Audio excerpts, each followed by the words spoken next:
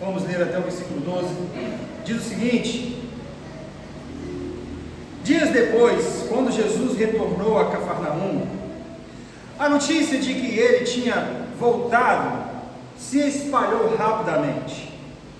Em pouco tempo, a casa onde estava hospedado ficou tão cheia que não havia lugar nem do lado de fora da porta. Enquanto ele anunciava a palavra de Deus, 4 homens vieram carregando um paralítico numa maca. Por causa da multidão, não tinham como levá-lo até Jesus. Então, abriram um buraco no teto, acima de onde Jesus estava. Em seguida, baixaram o homem na maca, bem na frente dele. Ao ver a fé que eles tinham, Jesus disse ao paralítico: filho, seus pecados estão perdoados. Alguns dos mestres da lei que estavam ali sentados pensaram: o que ele está dizendo? Isso é blasfêmia! Somente Deus pode perdoar pecados. Jesus logo percebeu o que eles estavam pensando e perguntou: por que vocês questionam estas coisas em seu coração? O que é mais fácil dizer ao paralítico: seus pecados estão perdoados? Ou levante-se, pegue sua maca e ande? Mas eu lhes mostrarei que o Filho do Homem tem autoridade na terra para perdoar pecados. Então disse ao paralítico: levante-se, pegue sua maca e vá para casa. O homem se levantou de um salto, pegou sua maca e saiu andando diante de todos. A multidão ficou admirada e louvava a Deus, exclamando: nunca vimos nada igual. Até aqui. Amado Cristo, mais uma vez nós nos colocamos, ó Deus, na dependência do Senhor. Somos inteira e exclusivamente dependentes de Ti, Deus, nessa noite, para que possamos compreender com clareza esse texto que está diante de nós e que possamos, ó Deus, através da exposição desse texto, ser edificado, aumentar a nossa fé e, acima de tudo, glorificar o Teu nome, reconhecendo que só o Senhor é Deus de nossas vidas. Ó Deus, portanto, faça o Teu reino crescer em nós e através de nós, em nome de Jesus. Amém. Meus irmãos, quero falar nessa noite sobre, pensando no tema da pregação como uma pergunta. E aí o tema da pregação seria a seguinte pergunta: onde está a nossa fé? Onde está a nossa fé? Ou, de outra maneira, quem é o objeto da nossa fé? Mas para isso, eu quero tentar trazer uma breve ilustração tirada de um filme, um filme chamado A Origem, de Christopher Nolan. Ali nesse filme, A Origem, nós conhecemos a história de um homem chamado Don Cobb, um ladrão que não arrombava cofres, um ladrão que não roubava os pertences da pessoa, mas um ladrão que invadia sonhos. Ele roubava os segredos das camadas mais profundas da mente humana.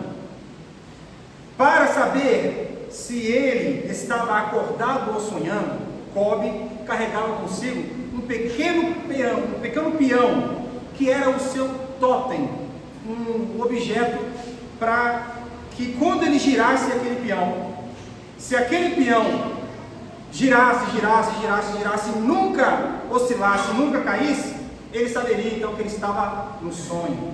Mas se ele girasse, se o peão parasse de girar, ele sabia que estava na realidade.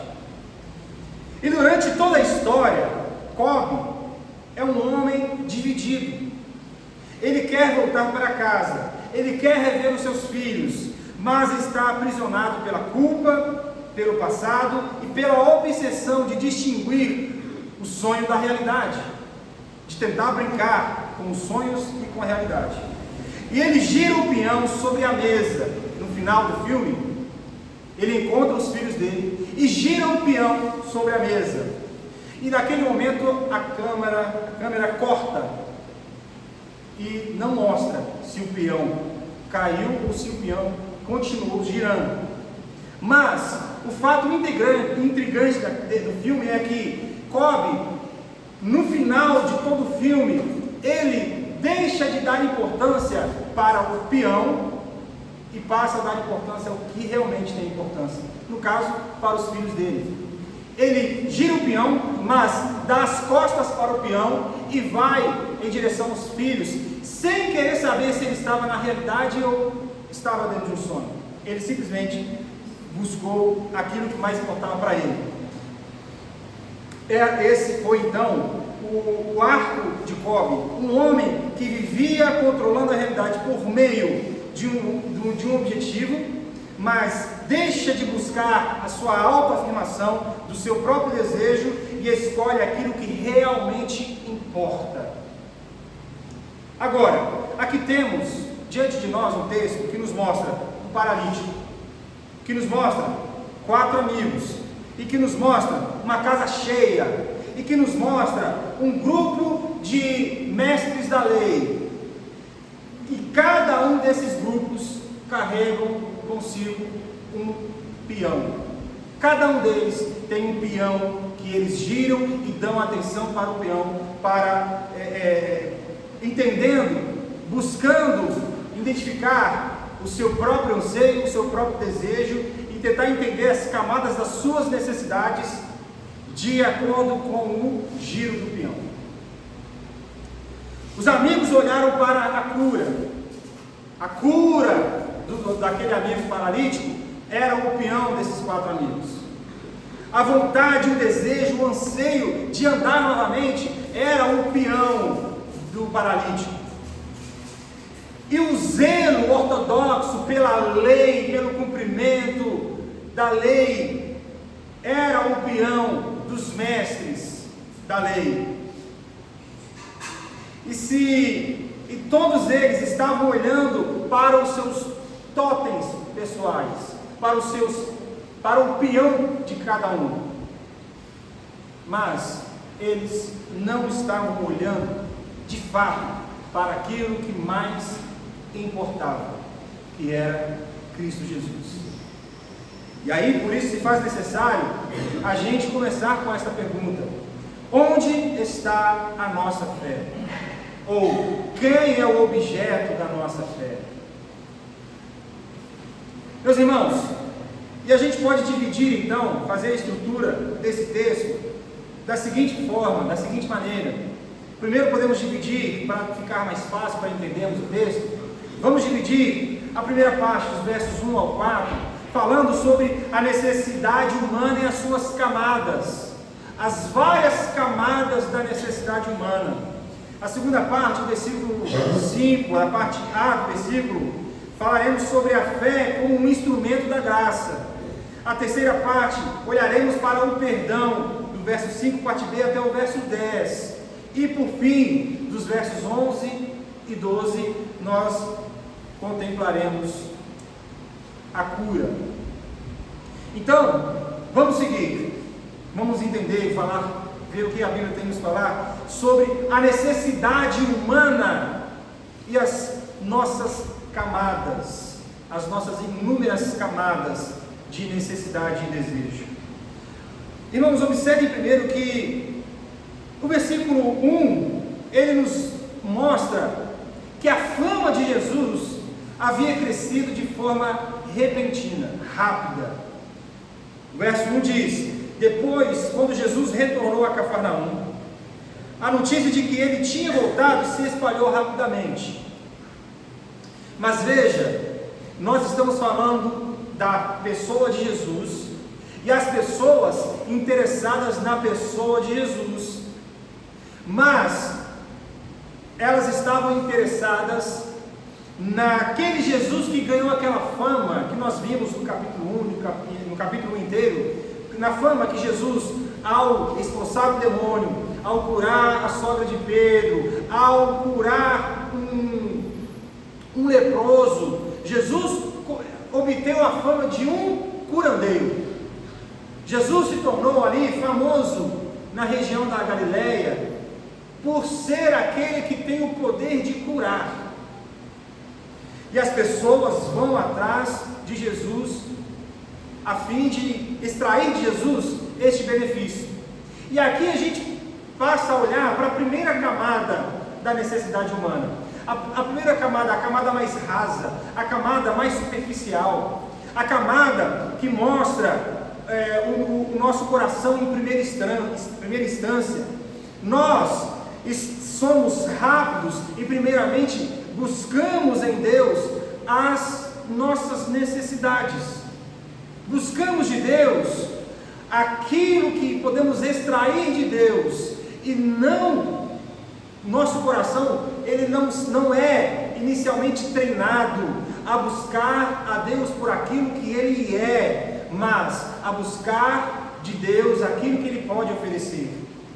E essa é uma camada. Só que, veja, não é ilegítimo alguém que esteja passando por uma dificuldade circunstancial, um problema, uma doença, uma dificuldade financeira, um problema familiar, dificuldades das mais diversas que existem no campo da vida humana. Não é errado buscarmos Deus solução para essas questões. O problema é quando nós fazemos das nossas necessidades humanas o nosso peão, aquilo que nós nos apegamos para saber se nós estamos seguros ou não. Ou seja, adoramos a Deus só se Deus nos curar. Possivelmente muitas pessoas que talvez foram ali naquela casa, compareceram naquela multidão e foram ali atrás de Jesus, atrás do Jesus curandeiro, atrás do Jesus que iria curar e sanar a necessidade física. Talvez muitos que não foram curados saíram dali decepcionados, saíram dali desgostosos. Mas veja, o texto nos mostra a real e a mais profunda, a camada mais profunda da nossa necessidade humana. A partir do versículo 2: em pouco tempo, a casa onde estava hospedado, onde Jesus estava hospedado, aqui é a casa de Pedro. Mais uma vez, Jesus se encontra na casa de Pedro, e Jesus encheu a casa com a fama dele. E não só a casa, mas a rua, talvez a rua dava, a porta dava para a rua, e toda a rua, e todo o quarteirão, e todo o contorno da casa, todo o quintal ficou lotado de gente. E o que Jesus fez? O que o texto vai nos mostrar que Jesus fez? Jesus aproveitou daquela fama de curandeiro e começou a curar as pessoas? Não, veja o que o texto diz. Em pouco tempo, a casa onde estava hospedado ficou tão cheia que não havia lugar nem do lado de fora da porta, enquanto ele anunciava a palavra.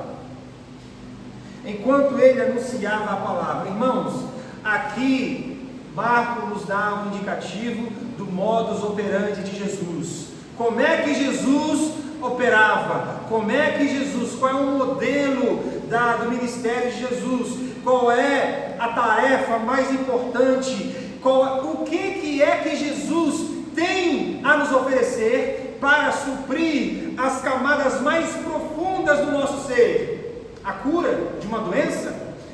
A solução de um problema circunstancial? Uma discussão entre cônjuges?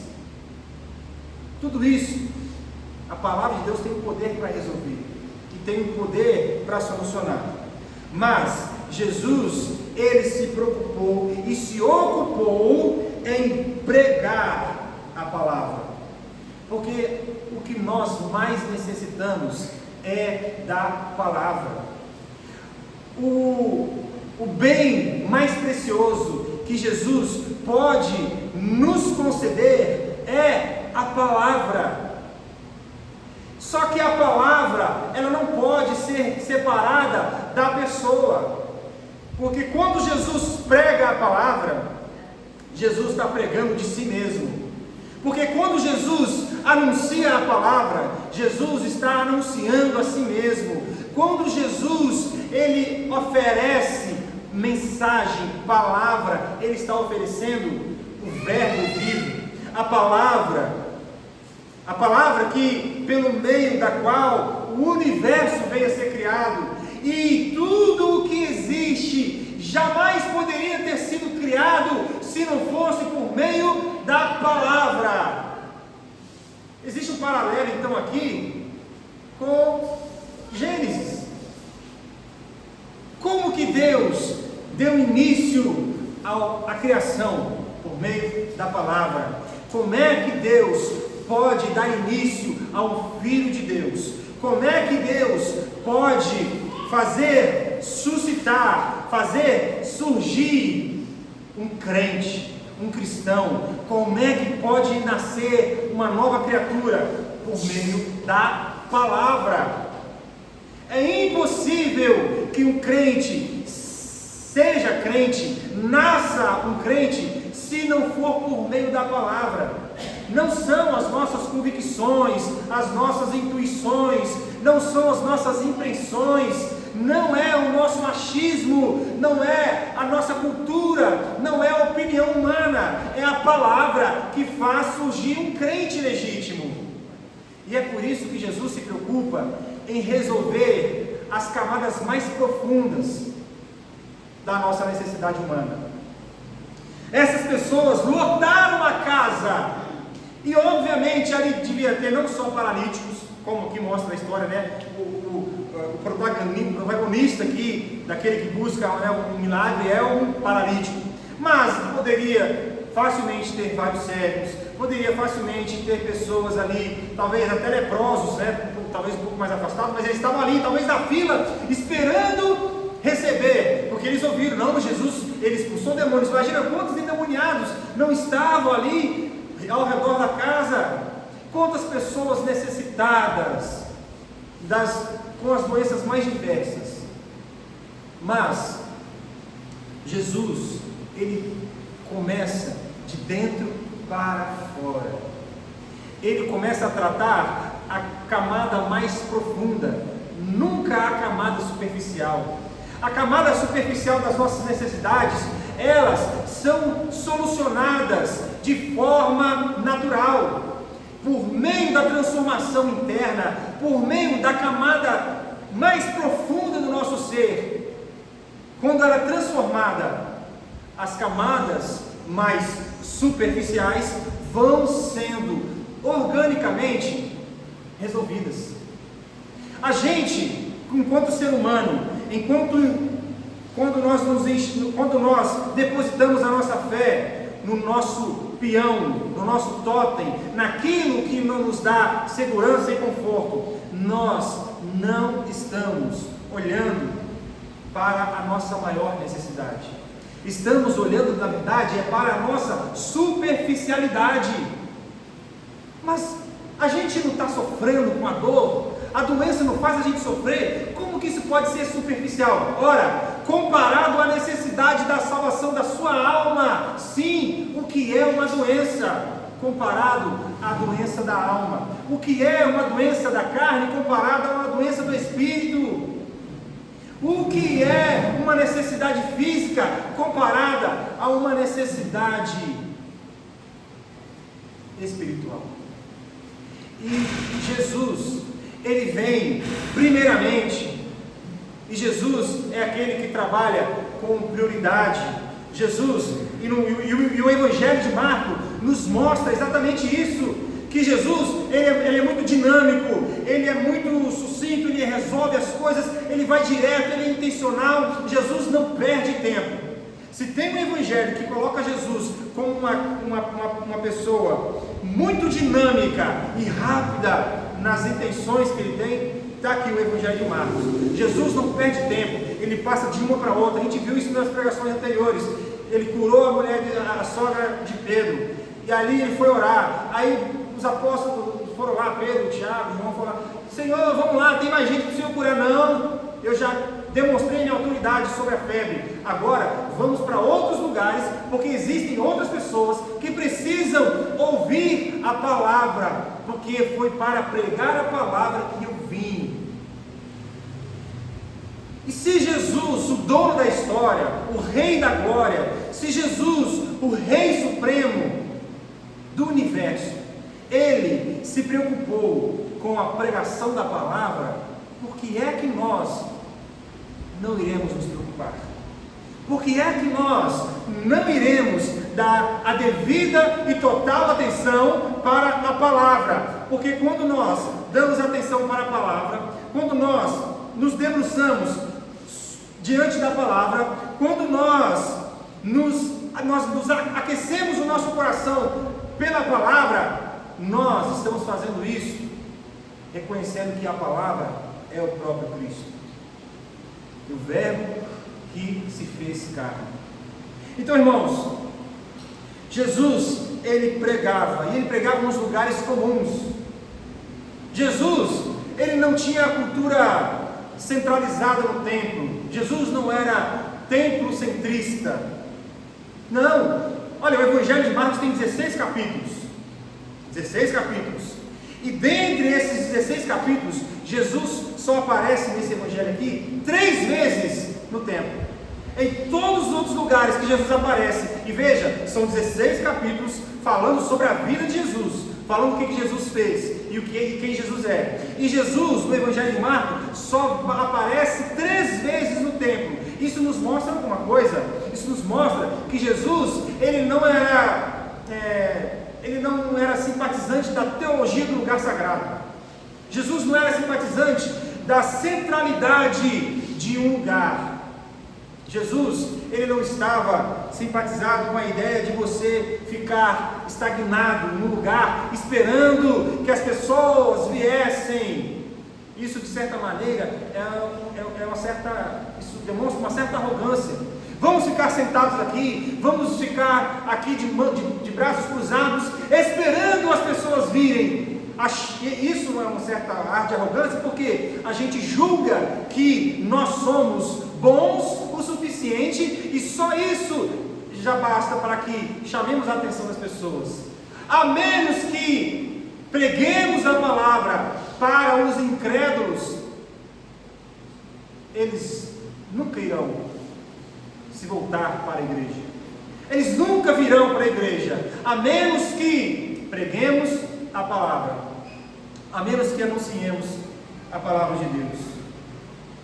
Jesus, então, ele trabalhava dentro e debaixo dessa intenção de solucionar a camada mais profunda da nossa necessidade, que é expor ao nosso coração a palavra de Deus, que é demonstrar para nós que não importam as nossas necessidades superficiais, as nossas necessidades circunstanciais. Isso, irmãos, riqueza, você pode trabalhar e conquistá-las.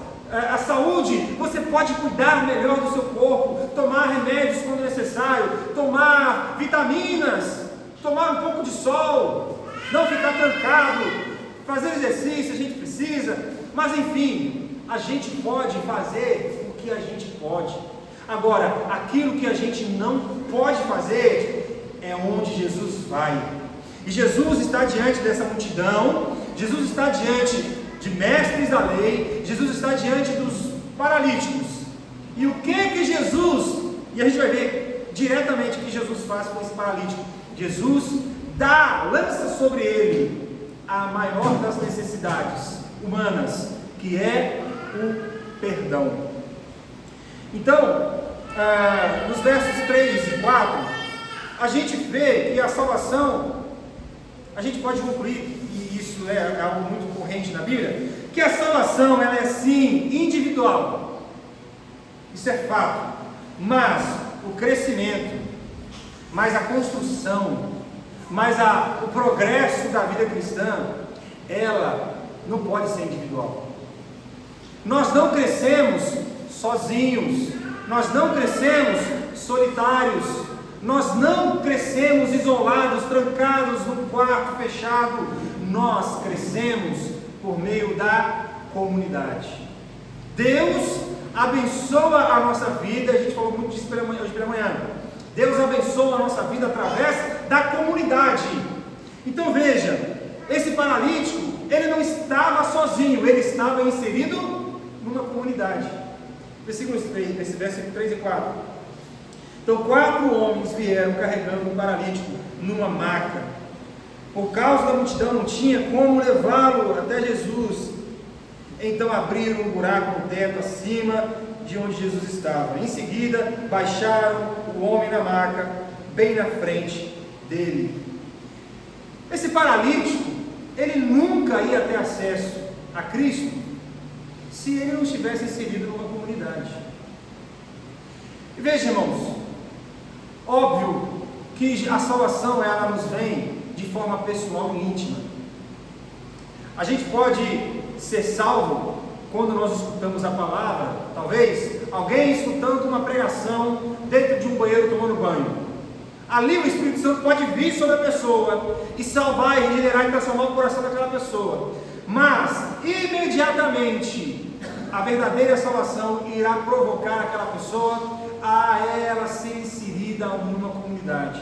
Porque na comunidade nós crescemos, na comunidade nós evoluímos, na comunidade nós somos corrigidos, na comunidade nós exercemos os nossos dons, na comunidade nós fortalecemos a nossa fé, na comunidade, se cairmos, temos um irmão para nos levantar. Quando estivermos em necessidade e tivermos que ser levados por uma maca, teremos irmãos para nos ajudar e nos auxiliar.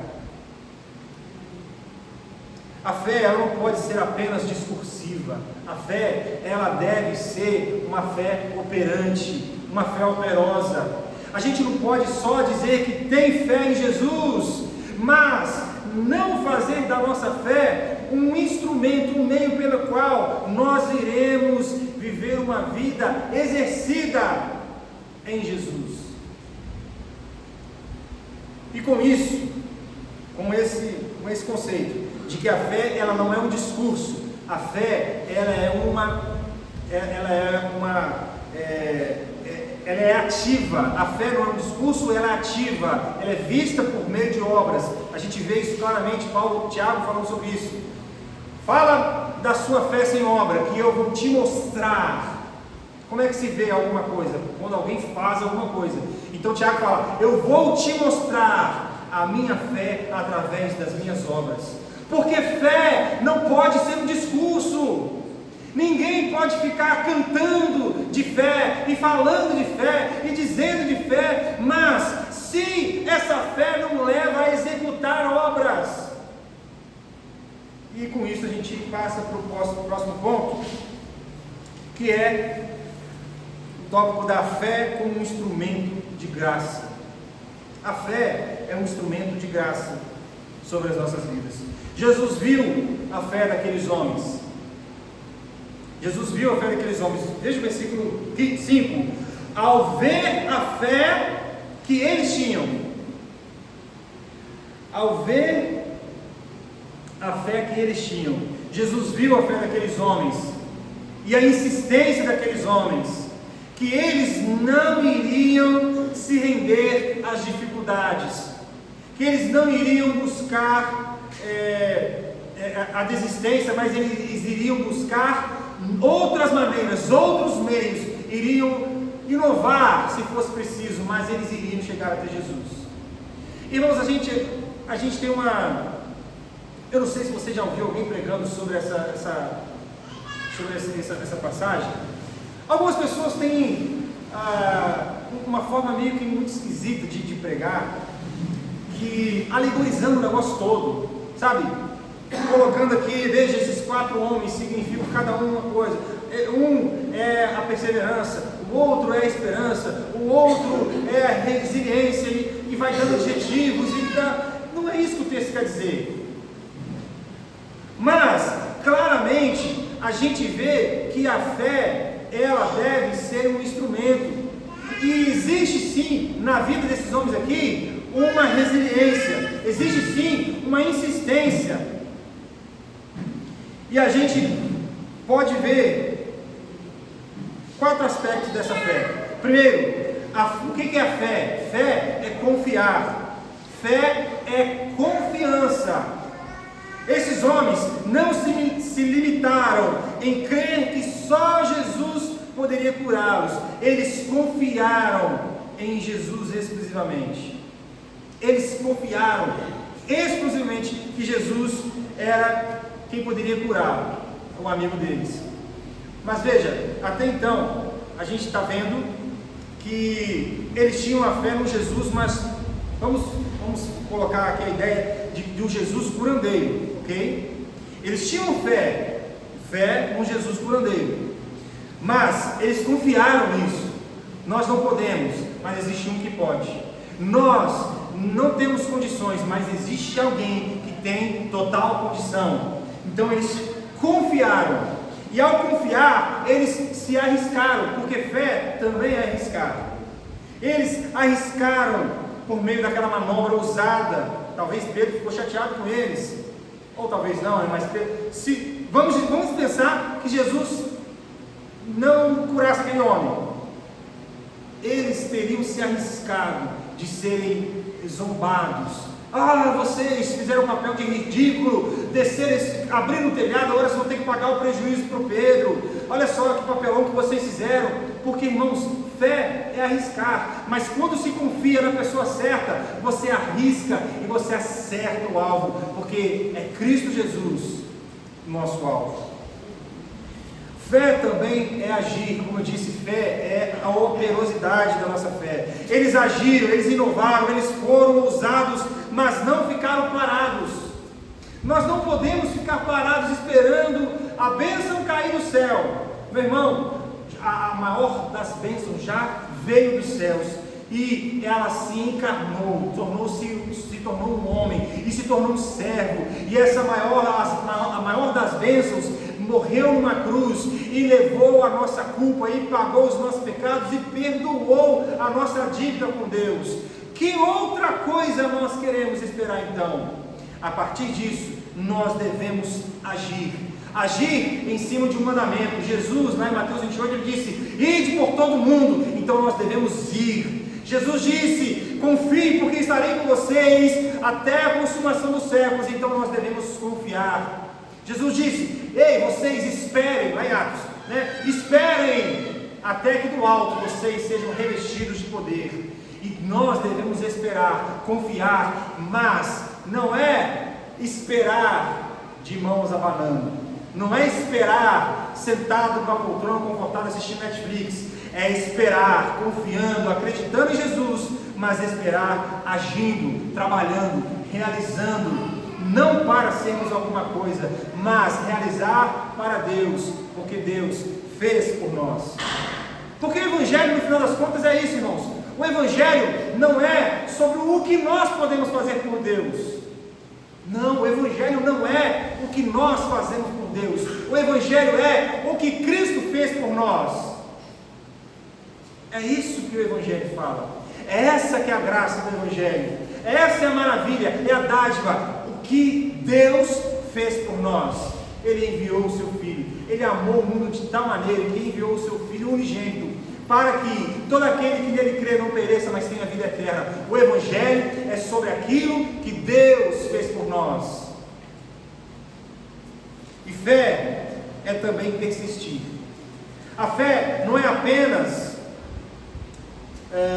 a fé não é para os que desistem. Hebreus fala isso, né? Nós não somos dos que desistem. Nós não fomos chamados para retroceder.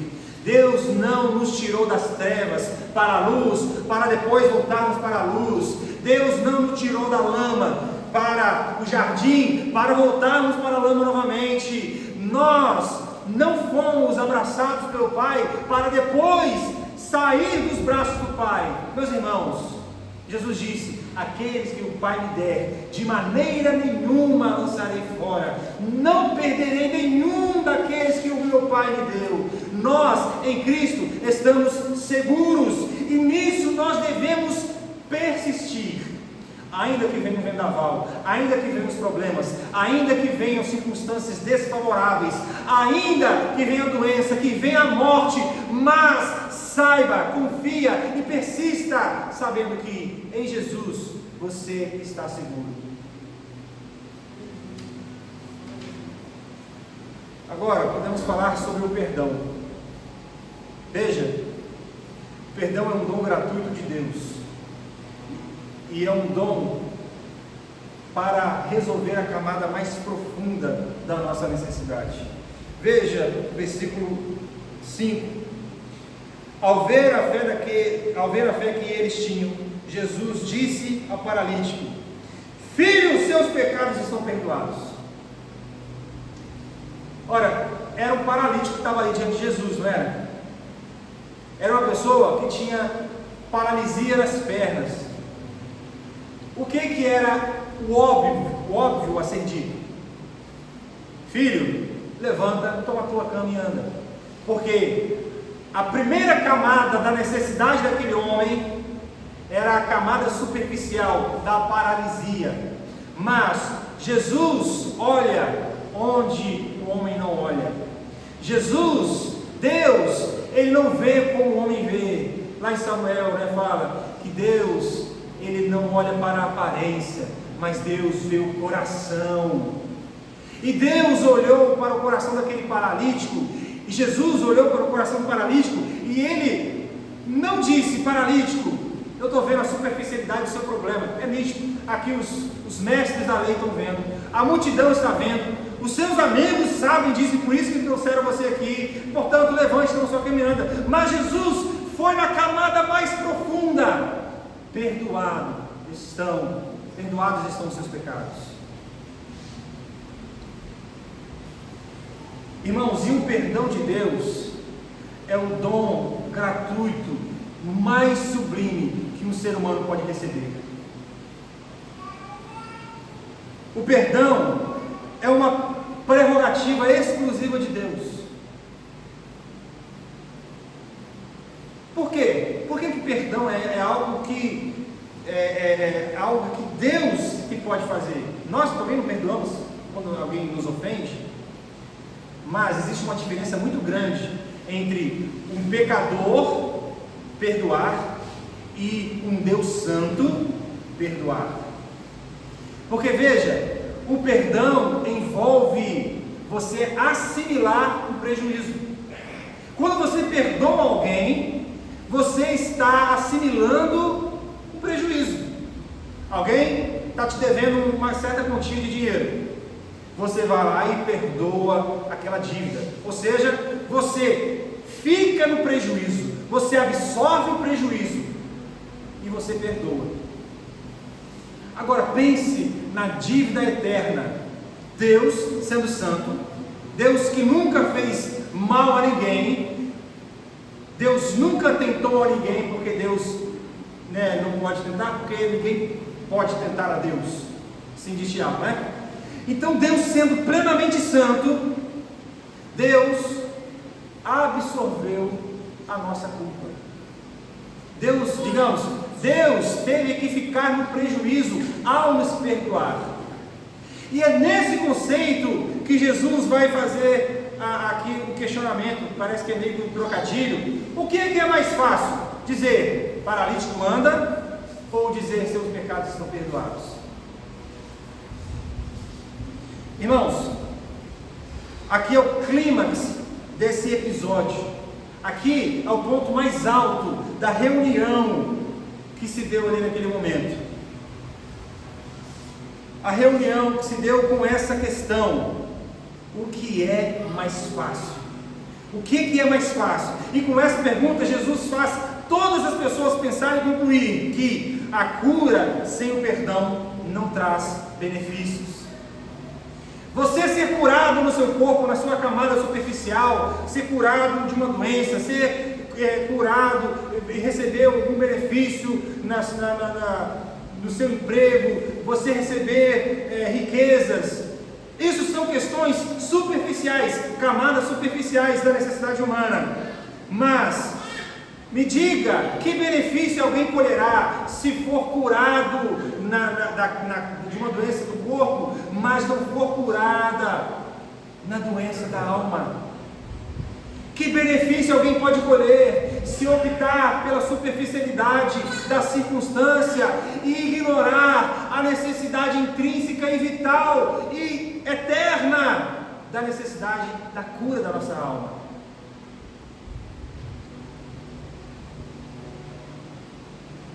A cura pode resolver o problema circunstancial, mas só o perdão em Deus, por meio de Cristo Jesus, pode mudar para sempre a nossa condição humana. Você quer ser de fato transformado? Creia em Jesus e seja perdoado em Jesus. Uma pessoa quer de fato ser outra, quer mudar completamente a vida, quer deixar a vida antiga e viver uma nova vida. É necessário que essa pessoa seja perdoada na alma, no seu espírito. Por isso, Jesus faz então essa pergunta. Por quê? Porque os versículos 6, alguns dos mestres da lei estavam ali sentados pensando: o que esse homem está dizendo? Como assim? Ele não está vendo que é um paralítico? Ele não quer perdão, ele quer andar. E outro questionamento é: o que esse homem está dizendo? Ele tem poder para perdoar? Quem tem poder para perdoar é somente Deus. Ou seja, esse homem está querendo dizer que é Deus. Por isso eles dizem: isso é blasfêmia, isso é blasfêmia, somente Deus pode perdoar pecados. E Jesus, sabendo, porque Jesus mostra que é Deus por três maneiras. Jesus mostra que é Deus curando o paralítico, porque de fato só Deus pode curar, fazer um paralítico andar, fazer um cego chegar, fazer um mudo falar, fazer um leproso ficar limpo. Somente Deus pode curar a nossa camada superficial, mas só Deus pode também curar a nossa camada profunda. Então, três formas que Jesus mostra aqui a sua autoridade, o seu poder, a sua divindade: ao curar o paralítico, fazendo ele andar, ao perdoar os pecados do paralítico e ao revelar a intenção do coração daqueles mestres da lei. Veja, que homem tem o poder de ler o pensamento de um coração? Na cultura judaica, né, a mente e o coração não tem essa divisão que a gente tem hoje moderna, né? A gente fala que a mente é exclusiva para os pensamentos, o coração é exclusivo para os sentimentos. Na cultura judaica não era assim. Na verdade, os Salmos fala, quando fala do coração, está falando de mente. Quando fala da mente, está falando do coração. Agora, Jesus, para mostrar que era Deus, para os mestres da lei, Jesus vai lá e fala: por que vocês estão pensando isso no seu coração? Por que vocês estão... versículo 7, né? Jesus logo percebeu que eles estavam pensando e perguntou: por que vocês questionam essas coisas no seu coração? Ali, aqueles mestres ficaram mudos. Você vê que eles já não falaram mais, não se exporam mais, não se manifestaram mais. Por quê? Porque Jesus, com essa ação, comprovou para eles que Jesus é Deus. Então, irmãos, com a cura, e é o último ponto, a gente conclui aqui, a cura, a maior das curas, a maior de todas as curas, a cura mais sublime, a cura mais excelsa, a cura mais magnífica que um ser humano pode experimentar é a cura da alma, a cura do espírito. Irmãos, o perdão de pecados pode ser subjetivo aos olhos humanos. Jesus, ao dizer: perdoados estão os seus pecados, quem que vai poder conferir essas coisas? Se Jesus tivesse dito, como ele disse, né? Levanta-te e anda, o homem levantou, todo mundo viu a cura que aconteceu, e no final das contas o que aconteceu? Todos glorificaram a Deus. Deus foi glorificado. Por quê? Porque na cura divina as pessoas contemplam Deus realizando, mas ninguém aqui jamais pôde presenciar um momento onde um coração inteiramente é perdoado. Somente quem é perdoado sente e percebe e se entrega em pranto e em devoção e em total contrição aos pés da cruz. Então, irmãos, o perdão dos pecados pode ser subjetivo para os olhos humanos, mas o perdão recebido traz verdadeira transformação. Aquele que recebeu o perdão foi transformado. Aquele que recebe perdão é transformado nos níveis mais profundos, nas camadas mais profundas nas nossas necessidades. Aqui Jesus pergunta: o que é mais fácil? E eu, quando era criança, eu via meu pai. Meu pai lia muito esse texto. Parecia que meu pai ficava travado nesse texto. E meu pai gostava de falar: o que é mais fácil? Dizer: perdoados são os seus pecados, ou levanta e anda? E eu, quando criança, eu não entendia. Eu falei: realmente, mas o que é mais fácil dizer? Não tem, porque são duas coisas impossíveis de se fazer, que só Deus pode fazer. Mas no caso, irmãos, a cura superficial, a cura de uma doença, a cura da paralisia é tão importante quanto o perdão. Mas a gente precisa pensar que no perdão, Deus, Ele absolve, digamos assim, prejuízo. Deus teria que cobrar de nós a nossa culpa. Deus teria que ser satisfeito ao nos condenar pela nossa culpa. Mas quando Deus nos perdoa por meio de Jesus, o que Ele faz? O próprio Deus paga por nossa dívida. Então, quando nós falamos do perdão para a salvação, talvez de fato poderia ser mais fácil. Seria mais fácil alguém ser curado. Hoje a gente está passando por um momento talvez inédito na história da humanidade.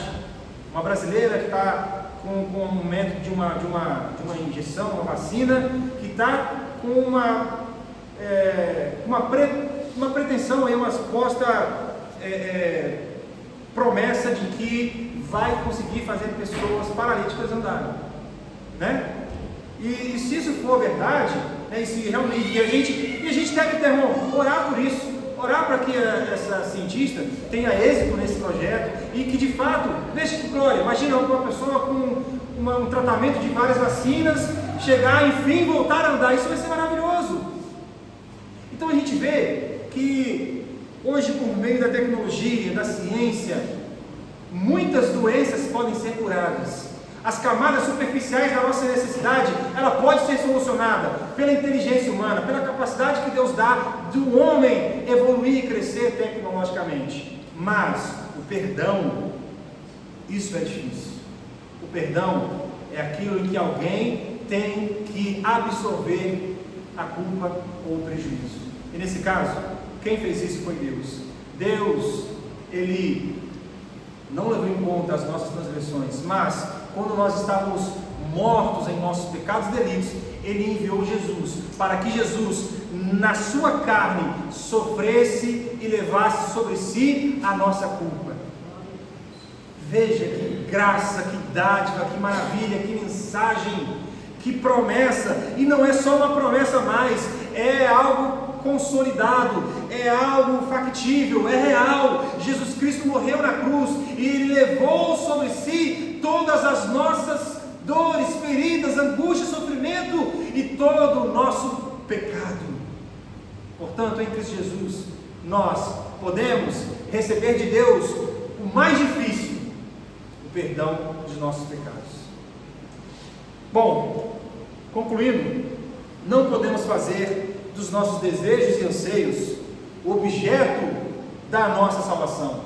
Não podemos buscar Jesus por aquilo que Ele pode fazer, por aquilo que Ele pode nos dar, a cura, a prosperidade.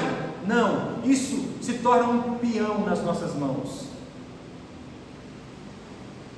Jesus faz o extraordinário nessa história. Ele mostra que a cura física não é o centro, porque diante do homem claramente necessitado de ser curado, Jesus diz: perdoados são os seus pecados. Mais importante é o perdão do que a cura, mais importante é tratar a alma, o pecado da alma, do que um problema circunstancial. Isso vocês podem resolver. Agora, aquilo que só Jesus pode fazer, Jesus faz. E o verdadeiro milagre é a autoridade divina de Jesus em perdoar os pecados. Este é o milagre que a gente deveria mais festejar. A Bíblia diz que tem festa nos céus, os anjos se alegram e festejam quando alguma alma se converte a Deus. Então a gente deveria da mesma forma se alegrar, festejar, dar pulos de alegria muito mais alto quando alguém se converte e se torna uma nova criatura do que alguém paralítico que volta a andar. A cura é apenas o peão girando na mesa. O que realmente importa é quem está na sala. Jesus estava na sala pregando, e Jesus pregou, e a mensagem alcançou alguns, talvez não a todos, mas Jesus naquele momento, ao pregar, ele perdoou o pecado daquele homem. E assim aconteceu com nossas vidas, irmãos. O Evangelho de Marcos nos chama para olharmos nas camadas mais profundas da nossa necessidade humana, não para ficarmos com sinais, mas para ficarmos com a pessoa de Jesus. O peão pode continuar girando, o milagre pode acontecer ou não, mas como o personagem do filme que eu falei, Kobe, no final do filme ele já não está mais dando importância para o peão. Ele não quer saber se ele está na realidade ou em um sonho, ele só quer saber ir abraçar aquele que importava, os filhos. E a gente deve buscar fazer a mesma coisa. Busquemos abraçar Cristo Jesus, porque Jesus é aquilo que mais importa para as nossas vidas. Amém? Vamos orar, vamos agradecer a Deus. Amado Cristo, obrigado por tua palavra, obrigado por sua mensagem de paz, mensagem de restauração, mensagem de perdão. Jesus, assim como o Senhor se deteu em pregar o teu Evangelho e em perdoar os pecados, ó Deus, quando em terra o Senhor fez todas essas coisas, nós também, ó Deus, queremos usufruir e participar dessas mesmas dádivas. Faça com que haja, Deus, salvação em nosso meio. Faça com que vidas verdadeiramente sejam rendidas e entregues aos pés da cruz. Faça, Senhor, que de fato nós sejamos homens e mulheres de fé, e uma fé não discursiva, mas uma fé operosa. Faça Deus, com que possamos ir nas ruas dessa cidade, nas ruas deste bairro, buscando pregar a tua palavra, dizendo que o Senhor é o único que pode perdoar o pecado dos pecadores. Ó Deus, faça o teu reino avançar, Deus, neste lugar, para a tua glória, em nome de Jesus. Amém. Amém, meus irmãos.